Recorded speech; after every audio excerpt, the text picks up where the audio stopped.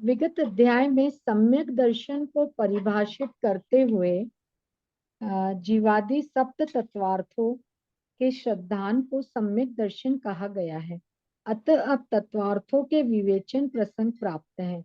इसलिए अब हम दूसरे अध्याय में सर्वप्रथम जीव तत्वार्थ की चर्चा आरंभ करते हैं, जो चौथे अध्याय तक चलेगी।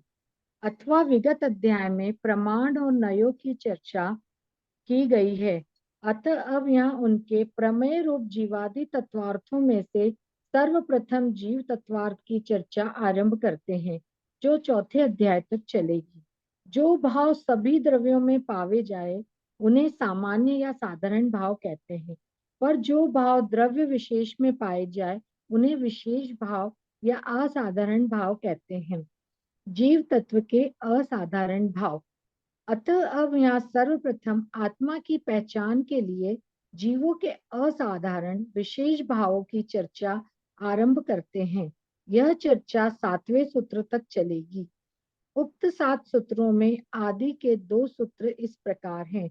औपशमिक छायको भावो मिश्रस्य जीवस्य स्वतत्व मौदिक पारिणामिको च दिनवाष्टादशेक विशन्ति त्रिभेदा यथा क्रमम्।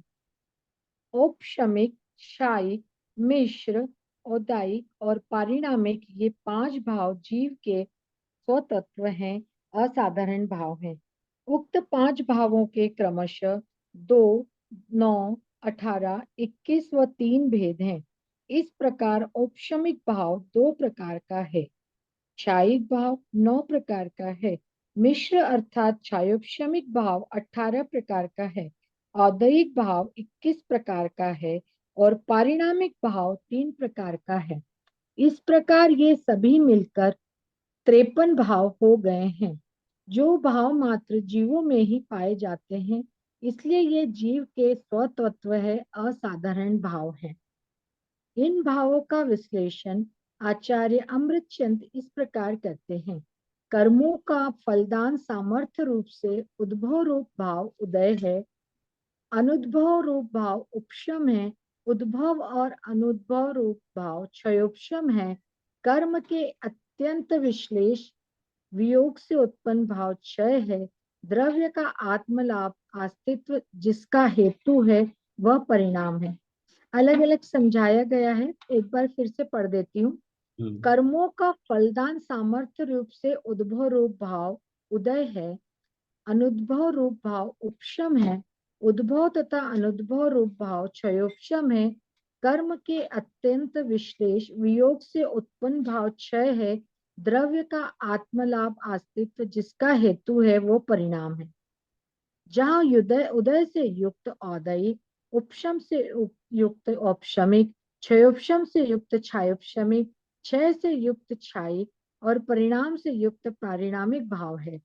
इन 5 भावों का स्वरूप अक्लंक देव जी ने इस प्रकार स्पष्ट किया है। पहला, जिस प्रकार कतक फल या निर्मली के डालने से मैले पानी का मैल नीचे बैठ जाता है और जल निर्मल हो जाता है, उसी प्रकार परिणामों की विशुद्धि से कर्मों की शक्ति का अनुद्भूत रहना उपशम है। उपशम के लिए 2 भाव होते हैं, वे औपशमिक भाव हैं। जिस जल का मैल नीचे बैठा हो उसे यदि दूसरे बर्तन में रख दिया जाए, उसमें जिस प्रकार की अत्यंत निर्मलता होती है, उसी प्रकार आत्मा में कर्मों की अत्यंत निवृत्ति से अत्यधिक विशुद्धि होती अत्यांशिक विशुद्धि होती है। यह क्षय है। कर्म क्षय के लिए जो भाव होते हैं वो क्षायिक भाव है। जिस प्रकार कोदों को धोने से कुछ कोदों की मत शक्ति क्षीण हो जाती है और कुछ की अक्षीण रहती है, उसी प्रकार परिणामों की निर्मलता से कर्मों में एक देश का क्षय और एक देश का उपशम होना मिश्र भाव है। इस क्षयोपशम के लिए जो भाव होते हैं उन्हें क्षयोपशमिक भाव कहते हैं। द्रव्य, क्षेत्र, काल और भाव के निमित्त से कर्मों का फल देना ही उदय है। उदय निमित्तिक भावों को औदयिक भाव कहते हैं। जो भाव कर्मों के उपशम आदि की अपेक्षा न रखकर द्रव के निस्वरूप मात्र होते हैं उन्हें पारिणामिक भाव कहते हैं।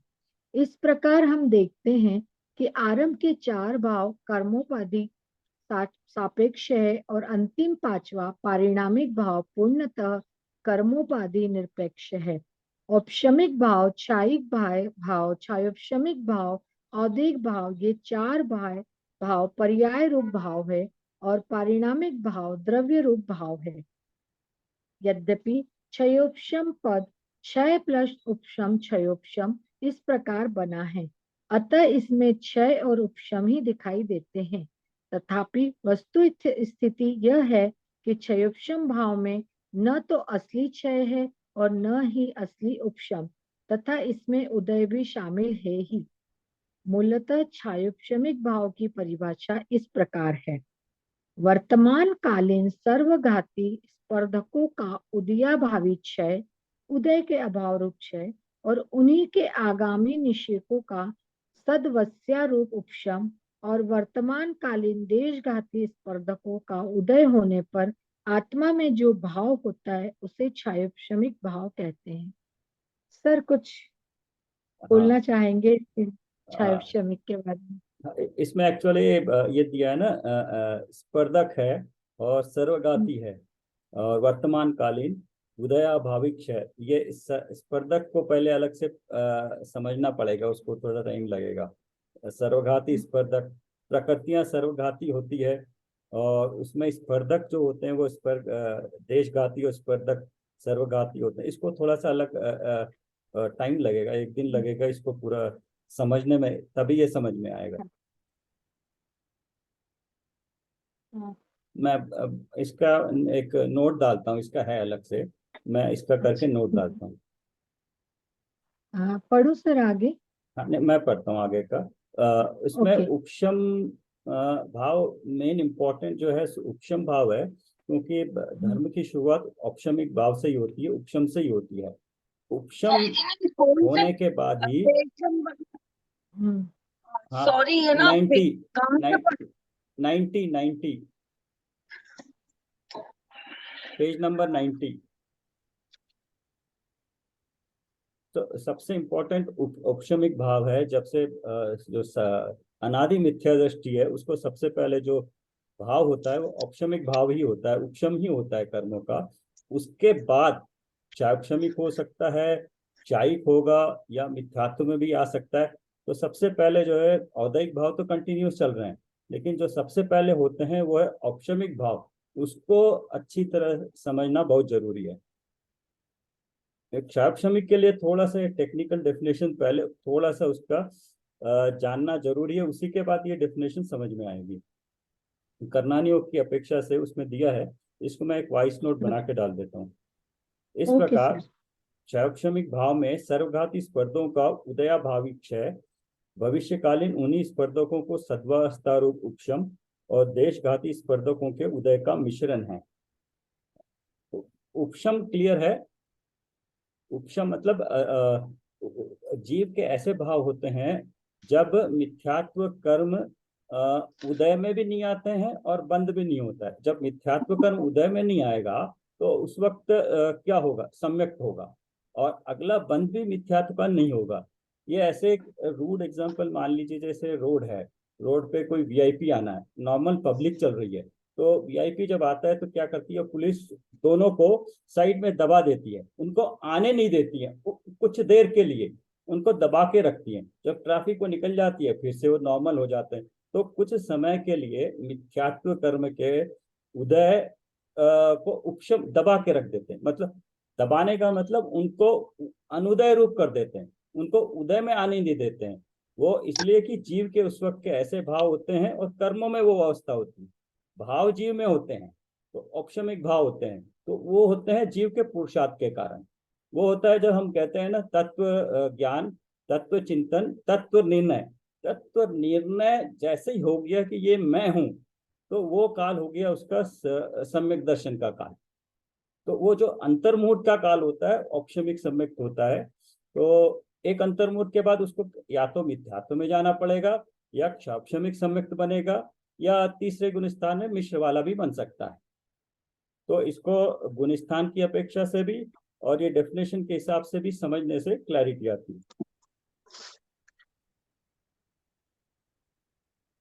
कुछ लोग समझते हैं कि एक शाप्शमिक भाव औपशमिक भाव से अच्छा होगा क्योंकि इसमें उपशम के साथ क्षय भी शामिल है, पर ऐसा नहीं है। ध्यान से देखो कि क्षापशमिक भाव में सर्वघाती स्पर्धकों का पूर्णतः क्षय नहीं है, मात्र उनका वर्तमान में उदय के अभाव रूप क्षय है।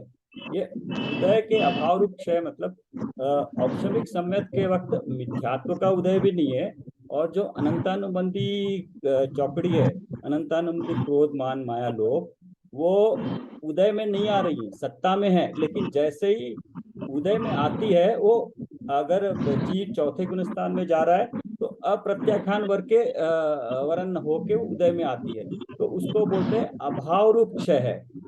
सत्ता में है लेकिन जैसे ही उदय में आ रही है वो अप्रत्याख्यान वर्ण होके आ रही है, तो उसको अभाव रूप क्षय बोला है। क्योंकि वे स्पर्धक अभी सत्ता में विद्यमान हैं, इसी प्रकार उनका पूर्णतः उपशम भी नहीं हुआ है, अपितु उन सर्वघाती स्पर्धकों के आगामी निषेकों का सदवस्थारूप उपशम है। स्पर्धकों के आगामी निषेकों को, अभी इसमें निषेक भी आ गई है। पता है निषेक क्या है? निषेक, स्पर्धक, ये करनानियों को थोड़ा पढ़ने से क्लैरिटी आती है। मैं वहां से इसको एक वॉइस नोट बना के डाल दूंगा तो थोड़ा बेसिक डेफिनेशन आपको समझ में आ जाएगा। अपितु उन सर्वघाती स्पर्धकों के आगामी निषेकों का सदवस्था रूप उपशम है, उसी स्थिति में ठहर जाने रूप उपशम हुआ है, और देशघाती स्पर्धकों का तो उदय है ही नहीं। इस प्रकार यह क्षापशमिक भाव क्षय, उपशम और उदय इन तीन का मिश्रण है।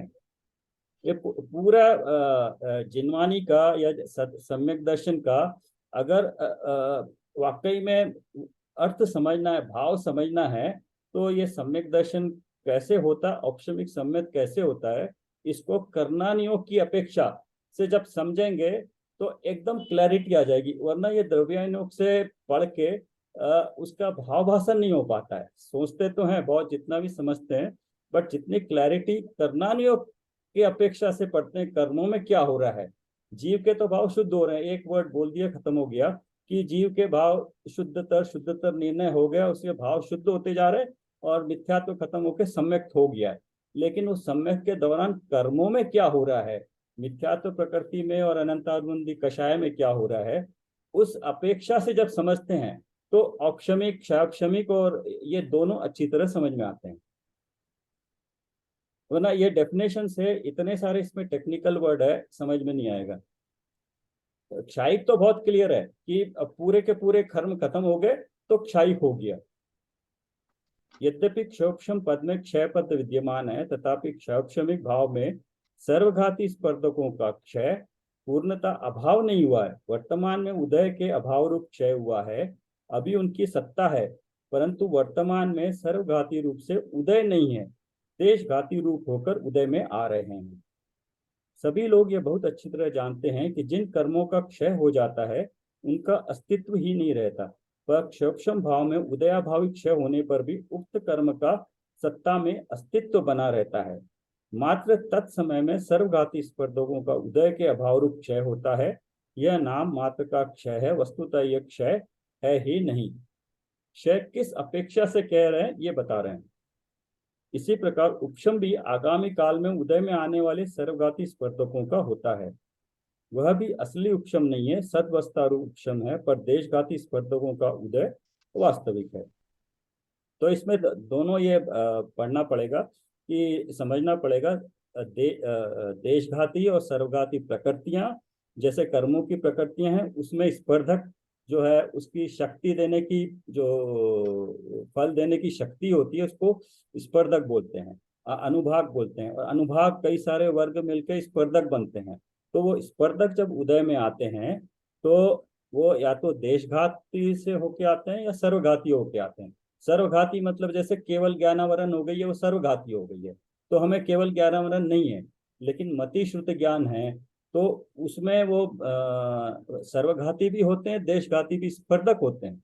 तो सर्वघाती स्पर्धक अगर उदय में आएंगे तो पूरा मति ज्ञान, श्रुत ज्ञान हमें बिल्कुल भी नहीं होगा, तो लेकिन ऐसा नहीं है। तो वो सर्वघाती होते तो हैं, लेकिन जब उदय में आते हैं तो देशघाती होके आते हैं। इस प्रकार तत्संबंधी कर्मों के सर्वघाती स्पर्धकों का उदयाभावी क्षय, उनके आगामी स्पर्धकों का सद्वस्था रूप उपशम और देशघाती स्पर्धकों का उदय होने पर जो भाव होते हैं उन्हें क्षापशमिक भाव कहते हैं। जब एक क्षापशमिक भाव को सम्यक दर्शन पर घटित करते हैं तो क्षापशमिक सम्यक दर्शन का स्वरूप इस प्रकार होता है। मिथ्यात्व, सम्यक मिथ्यात्व मिश्र तथा अनंतानुबंधी क्रोध, मान, माया, लोभ, इन 6 सर्वघाती प्रकृतियों के सर्वघाती स्पर्धकों का उदयाभावी क्षय, इन्हीं 6 प्रकृतियों के आगामी निषेकों का सद्वस्था रूप उपशम और सम्यक्त प्रकृति नामक देशघाती प्रकृति का उदय रहते श्रद्धा गुण की जो निर्मल अवस्था होती है उसे क्षोभशमिक सम्यक दर्शन कहते हैं। इसी प्रकार 18 क्षोभशमिक भावों पर घटित करना होगा। अभी क्षापशमिक भावों को घटित करने के लिए प्रत्येक घाती कर्म के सर्वघाती स्पर्धक व देशघाती स्पर्धकों को जानना आवश्यक है। सर्वार्थ सिद्धि नामक टीका ग्रंथ का अनुवाद व संपादन करते हुए इस सूत्र की टीका के अनुवाद में विशेषार्थ लिखते हुए पंडित फूलचंद जी सिद्धांत शास्त्री लिखते हैं, 5 भाव में प्रारंभ के 4 भाव निमित्त की प्रधान से कहे गए हैं और अंतिम भाव योग्यता उपादान की प्रधानता से। परिणामिक भाव भी इसको आप कैसे भाव रूप समझेंगे? परिणामिक भाव कर्मों के उदय की अपेक्षा नहीं है। इसको आप अगर सोचेंगे, समझेंगे, चिंतन करेंगे कि कर्म हो या ना हो, ये हर वक्त होता है। जीव का अपना भाव है, हर एक में, हर द्रव्य में होता है, लेकिन जीव का जब होता है उसको परम पारिणामिक भाव कहते हैं। वो हर वक्त होता है, हर अवस्था में होता है। जग में जितने कार्य होते हैं उनका विभागीकरण इसी हिसाब से किया जाता है। कहीं निमित्त को प्रमुखता दी जाती है और कहीं योग्यता को, पर इससे अन्य वस्तु का कर्तृत्व अन्य में मानना उचित नहीं है। कार्य तो जीव में पुरुषार्थ जो है जीव कर रहा है, तत्व निर्णय जीव कर रहा है, लेकिन उस वक्त निमित्त रूप से कर्मों में जो हो रहा है उपशम, कर्मों में उदय उपशम और उनकी सत्ता जो है उसको उसकी अपेक्षा से अगर बताते हैं कर्मों की, तो कहने में आता है हो रहा है, लेकिन होता तो कर्मों में कर्मों के कारण है, जीव में जीव के कारण होते हैं। दोनों एक दूसरे में हेरफेर या कर्तापने से नहीं करते हैं। निमित्त नैमित्त के कारण जीव के जो भाव होते हैं उस वक्त कर्मों में जो उसकी अवस्था होती है उसको कर्म की अपेक्षा से बताते हैं, बोलते भी हैं कि कर्मों के कारण हुआ है, लेकिन कर्म कर्म में हो रहे हैं। कर्मों का परिणमन कर्मों में कर्मों के कारण हो रहा है, जीव का परिणमन जीव में पुरुषार्थ रूप से हो रहा है। ऐसे विभागीकरण को दिखलाने का इतना ही प्रयोजन है कि जहां जिस कार्य का जो सुनिश्चित निमित्त हो उसका परिज्ञान हो जावे। ये ऊपर फिर पर जग में जितने कार्य होते हैं उनका विभागीकरण इसी हिसाब से किया जाता है। कहीं निमित्त को प्रमुखता दी जाती है और कहीं योग्यता को, उपादान को, पर इससे अन्य वस्तु का कर्तृत्व अन्य में मानना उचित नहीं। ऐसे विभागीकरण को दिखाने का इतना ही प्रयोजन है कि जहां जिस कार्य का जो सुनिश्चित निमित्त हो उसका परिज्ञान हो जाए। यूं तो कार्य अपनी योग्यता उपादान से होता है, किंतु जिसके होने के साथ सुनिश्चित अन्वय व्यतिरेक पाया जाता है वह उसका सुनिश्चित निमित्त कहा जाता है। इस हिसाब से विचार करने पर औपशमिक, क्षायिक, क्षापशमिक, औदायिक ये 4 नैमित्तिक भाव कहलाते हैं। नैमित्तिक भाव इसलिए कि उस वक्त जो कर्मों में जीव के भाव भी इसलिए होते हैं कि कर्मों में इस तरह की मंदता पाई जाती है कि जीव के भाव पाए जाते हैं, और फिर जीव के भाव होते हैं तो फिर कर्मों में उपशम होता है। तो एक दूसरे के इस तरह से पूरक निमित्त रूप से कहे जाते हैं। इन 5 भाव के संदर्भ में विशेष विचार आगामी 5 सूत्रों में यथास्थान होगा ही, अतः यहाँ विशेष विस्तार में जाने की आवश्यकता नहीं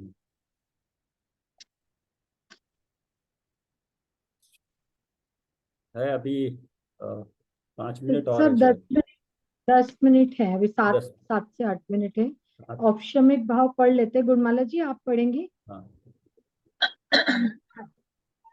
दो प्रकार के औपशमिक भाव इस प्रकार है। सम्यक चारित्र्य, औपशमिक सम्यक और औपशमिक चारित्र, ये 2 भेद औपशमिक भाव के हैं। एक काम करते हैं, जब भी सूत्र आता है हम सभी मिलके पढ़ते हैं जिससे कि हमें भी वो आ जाए। इसको फिर से पढ़ते हैं। सम्यक तो चारित्रे। सम्यक तो चारित्रे, सम्यक तो चारित्रे। औपशमिक सम्यक और औपशमिक चारित्र, ये दो भेद औपशमिक भाव के हैं। उपशम मात्र मौनीय कर्म का होता है, शेष 7 कर्मों का उपशम नहीं होता। इसीलिए औपशमिक भाव भी मात्र 2 प्रकार का ही होता है। दर्शन मौनीय में मिथ्यात्, सम्यक मिथ्यात् और सम्यक प्रकृति तथा चारित्र मौनीय की अनंतानुबंधी क्रोध, मान, माया व लोभ, इन 7 प्रकृतियों के उपशम से औपशमिक सम्यक और चारित्र मोहनीय कर्म की 21 प्रकृतियों के उपशम से औपशमिक चारित्र होता है। ये इस जब प्रकार एक मिनट, ये जब पहली बार अनादि मिथ्या दृष्टि होता है, जिसको अभी तक सम्यक तो कभी नहीं हुआ है, तो उसको होता है कि मिथ्यात्व कर्म सत्ता में होता है और 4 अनंतानुबंधी होती है। तो पहली बार जब होता है और वो चौथे गुण स्थान का पुरुषार्थ करता है, तो उपशम होता है मिथ्यात्व में और 4 अनंतानुबंधी कषाय में, क्रोध, मान, माया, लोभ में। लेकिन जब एक बार सम्यक होने के बाद उसके मिथ्यात्व के 3 टुकड़े बोलते हैं ना, मतलब मिथ्यात्व के 3 भाग हो जाते हैं। मिथ्यात्व पहले बहुत स्ट्रांग था, बट अभी वो कम स्ट्रांग होके 3 भाग बढ़ जाते हैं। एक मिथ्यात्व, एक सम्यक मिथ्यात्व, एक सम्यक प्रकृति। तो वो उसकी सत्ता में रहती है। अगर वो बहुत काल तक फिर से उसने पुरुषार्थ करके सम्यक प्राप्त नहीं किया, तो वो फिर से दोनों मिथ्यात्व में चली आती है, फिर 5 प्रकृतियां रुक जाती है। लेकिन अगर 7 प्रकृतियां रहती है और पुरुषार्थ करता है जीव, तो उसको जो उपशम होता है उसको भी प्रथम उपशम ही बोलते हैं। तो इसलिए उस वक्त 4 + 3 7 प्रकृतियों का उपशम कहते हैं। इस प्रकार औपशमिक सम्यक और औपशमिक चारित्र के भेद से औपशमिक भाव 2 प्रकार का होता है। अनादि मिथ्या दृष्टि और कभी कभी सादी मिथ्या दृष्टि के भी मिथ्यात् और अनंतानुबंधी क्रोध, मान, माया तथा लोभ, इन 5 प्रकृतियों के उपशम से भी औपशमिक सम्यक होता है। क्योंकि जिनके ये सम्यक दर्शन होता है, उनके सम्यक मिथ्यात् और सम्यक नामक प्रकृति की सत्ता ही नहीं होती। यह तो सर्वविदित ही है कि करण लब्धि के उपरांत मिथ्यात् प्रकृति के टुकड़े होने पर ही इन प्रकृतियों का जन्म होता है। ये जन्म सम्यक होता है, दर्शन मतलब ये बनती नहीं है कभी। सम्यक मिथ्यात्व और सम्यक तो बनती नहीं है। सम्यक होने के बाद वो अपने आप सत्ता में आ जाती है।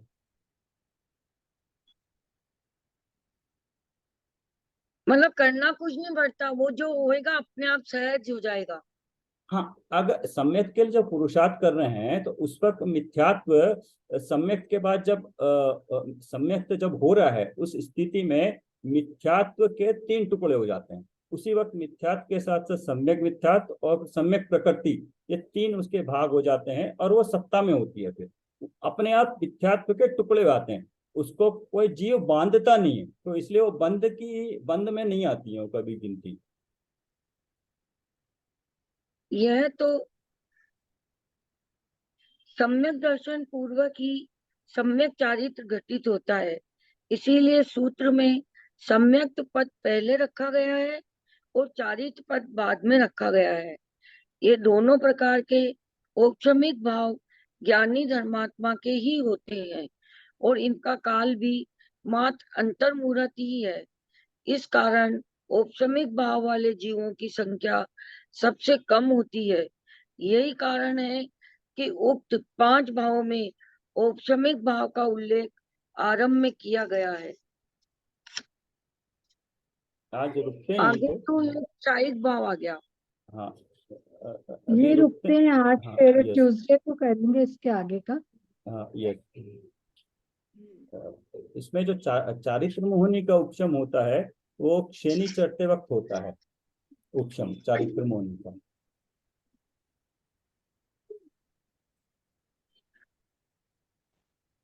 मतलब उपशम तो मात्र मोहनीय कर्म का, क्योंकि 7 कर्मों को तो ऐसे बोलता ना कि बोलते हैं कि वीतरागी है, वो तो कुछ करते ही नहीं है।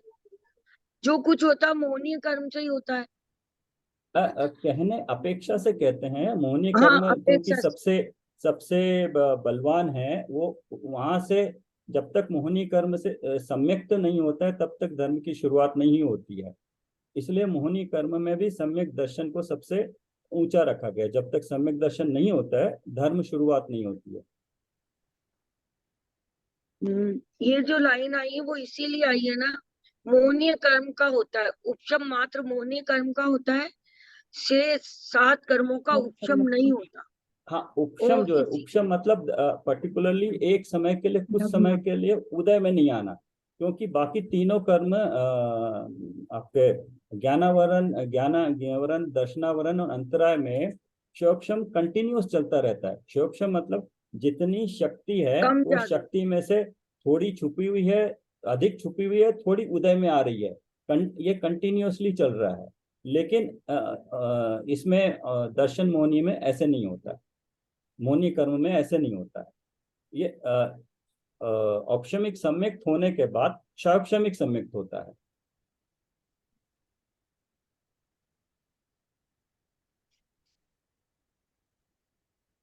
तो इसके लिए इसको पहले हमें थोड़ी कर्मों की भी पूरी प्रकृतियां भी, एटलीस्ट घातिया कर्मों की भी प्रकृतियां पूरी ध्यान में होनी चाहिए। जो 41 प्रकृतियां हैं या उनकी 41। यस, मोटी मोटी तौर पे ये इनका मालूम होना चाहिए। क्योंकि जीव अगर पुरुषार्थ करता है, पहली बार भी करता है, तो वो या तो पुरुषार्थ के बेसिस पे चौथे में जा सकता है, और पांचवे में भी जा सकता है, सातवें में भी जा सकता है। सातवें में जब ही जाएगा वो द्रव्यलिंगी मुनि होगा और पुरुषार्थ करेगा, तब सातवें में वो जा सकता है। उसमें फर्क इतना ही हो रहा है, दर्शन मोहनीय में तो उपशम हो रहा है, लेकिन चारित्र मोहनीय में अनंतानुबंधी कषाय की या तो उपशम हो रहा है, या प्रत्याखानावरण, अप्रत्याखानावरण का, या प्रत्याखानावरण का। तो उसके बेसिस पे चौथा, पांचवा या सातवां गुण स्थान बनेगा।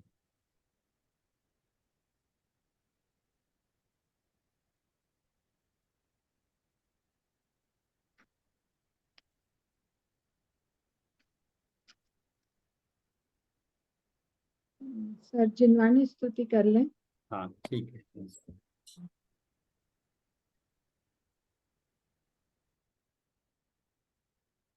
कल क्लास नहीं थी क्या? ठीक, अच्छा हाँ, कल एक्चुअली कुछ गड़बड़ हो गया, वो मैं रिकॉर्डिंग कंप्लीट नहीं हुई थी पूरी, तो उसको नहीं डाल पाया था मैं। सर मैं चली गई थी बाहर, तो एकदम ऑटो एग्जिट हो गई थी मैं।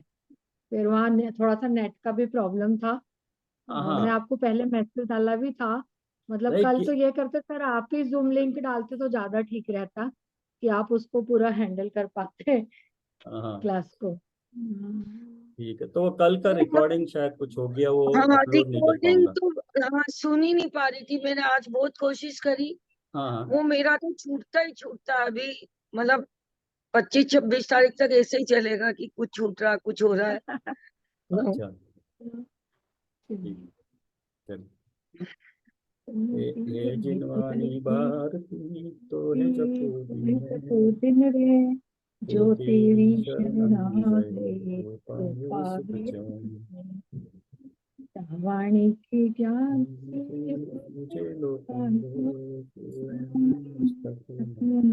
सदा सदा तुमको देते हो। सदा देते हैं। जय जी ने जय आज जी ने। पता नहीं कोई ज्वाइन ही नहीं हुआ है। कुछ सुन हाँ लेंगे। अच्छा है ना। कल सर क्या आप वो जिन डेट में 10 दिन रहेंगे फिर क्लास नहीं करेंगे, जब आप ध्यान शिविर में रहेंगे 3 से 13 तब तक है।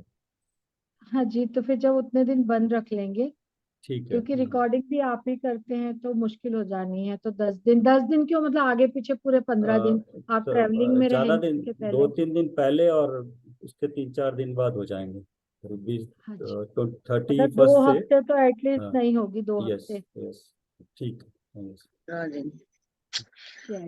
जय जिनेन्द्र। जय जी। नहीं, खाली रीडिंग के लिए तो अपन जुड़ सकते हैं। हाँ हाँ नहीं, अपन जुड़ सकते हैं पर रिकॉर्डिंग नहीं होगी, रीडिंग कर सकते हैं।